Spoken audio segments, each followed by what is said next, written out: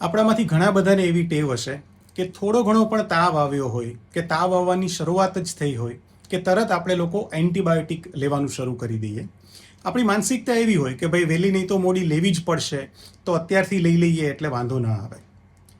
પણ જો આપણે એના બદલે આયુર્વેદમાં જે સોલ્યુશન કહ્યું છે કે જે બહુ ઇઝી ટુ ફોલો છે, એ કરીએ તો કદાચ આપણને લાંબા ગાળાનો ફાયદો પણ થાય અને કોઈ પણ આડઅસર વગરનો ફાયદો થાય. તો આયુર્વેદની ચરક સંહિતામાં જે નવો તાવ આવ્યો હોય કે હજુ તાવ આવવાની શરૂઆત જ થઈ છે, એમાં શું કરવું, તો એના વિશે કહ્યું છે કે લંઘનમ સ્વેદનમ કાલો યવાગુસ તિક્તકો રસઃ પાચનાન્ય વિપક્વાનામ દોષાણામ તરુણે જ્વરે. તરુણ જ્વર એટલે નવો આવેલો તાવ.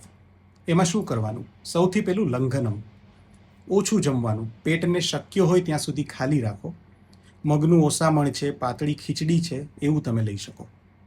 બીજું છે સ્વેદન. સ્વેદન એટલે બાફ લેવો અથવા તો શેક લેવો. ત્રીજું છે કાલો. કાલ એટલે કે સમય આપો. તાવ નવો આવ્યો છે એટલે એની એક નેચરલ ટેન્ડન્સી પ્રમાણે થોડા સમય સુધી એ રહેશે અને પછી એ આપોઆપ ઓછો થઈ શકે. સો ત્રીજું છે સમય આપો. ચોથું છે યવાગુ. યવાગુને આપણે નોર્મલ ભાષામાં જો સમજીએ તો એને રાબ સાથે આપણે સરખાવી શકીએ. આયુર્વેદમાં ઘણા બધા પ્રકારની યવાગુનું પ્રિપેરેશન છે, જેમાં મેડિસિન્સવાળી યવાગુ પણ છે, નોર્મલી આપણે લેવાની યવાગુ પણ છે. પણ અહીંયા સમજવા ખાતર આપણે રાબ, પાતળી રાબ જે આપણે ઘઉંની કે બાજરાની કે બનાવતા હોઈએ, એ તમે પાતળી રાબ લઈ શકો. અને પાંચમું છે તિક્તકો રસઃ. તિક્તકો રસ એટલે કડવો રસ લેવાનો છે. તો અહીંયા આગળ જો આપણે ઔષધોની વાત કરીએ તો કડવા રસવાળા જે ઔષધો છે, જેમ કે કડું કરિયાતું છે, સુદર્શન છે, ગળો છે, ભોયામળી છે, કાચકા છે, આ બધા જ કડવા રસવાળા ઔષધો છે.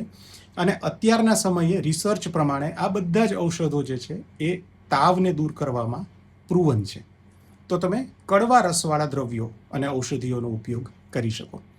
સો આ એક બેઝિક વસ્તુ છે કે જે તમે તમારા નવા આવેલા તાવમાં ફોલો કરી શકો. અને જુઓ, કદાચ તમને આનાથી જ જો બેનિફિટ થઈ જતો હોય તો તમારે બિનજરૂરી બીજી કોઈ દવાઓ લેવાની જરૂર ના પડે.